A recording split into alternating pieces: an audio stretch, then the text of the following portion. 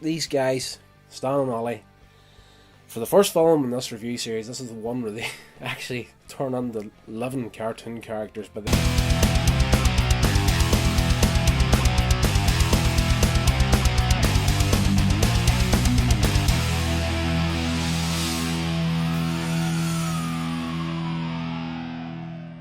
hey legends, welcome to another Classic Monday episode here on Movie Review. I'm your host Rodney Stewart. Now, we're continuing on with the Laurel and Hardy box set. And last week we started off on DVD 2, which is all short films to do with being sick or being ill or something. So they're all related that way in this disc. And this one is Them Thar Hills from 1934. And I'm not going to say too much about this film. Like the last couple of reviews I did in Laurel and Hardy, I kind of rattled on for so long with it. But yeah, this one starts off again with Ollie.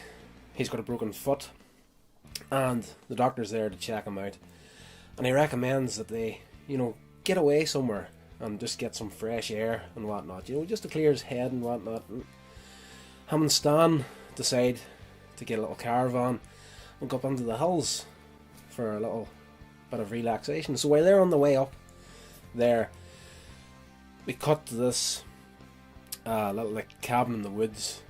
And there's a gunfight going on between these rangers and these guys that are brewing their own, moonshine. And, they're like, there's a well out the back, so they decide they're going to go and dump the brew in there to get rid of the evidence. So, of course, while these guys are doing that there, they get, overrun by these rangers and arrested. So that's the last we see of these guys. And, next we know, Laurel and Hardy, they're coming up the road in their little Model T Ford and their wee caravan, and they decide, oh, here's a nice place to stop. So they stop in at this little cabin in the woods and, check to see if the owners would mind them, parking up outside. And, of course, there's nobody there. Everybody's gone. So they get parked up and whatnot, set up for their little vacation. And, of course, they need water to brew their coffee and whatnot. And Stan goes out, draws some water out of the well, and of course it's laced with moonshine, and brings it in. They test it out, and this tastes a little bit weird. Ollie, he's just, it's just the iron in the water. The water up in the hills is pure, and it all tastes like this here. Like, not for a minute thinking that there's something wrong with this water. So yeah, so of course they sit down for their dinner, and they're getting. I said I wasn't going to prattle on about this film, but I actually am. So this couple turns up, their car has broken down, and the husband comes in and asks, have you got any spare fuel? I'll be willing to buy it off you.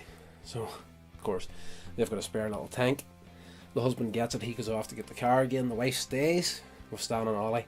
By the time the husband gets back, the three of them are absolutely blitzed, airlocked, drunk, and he doesn't take it well.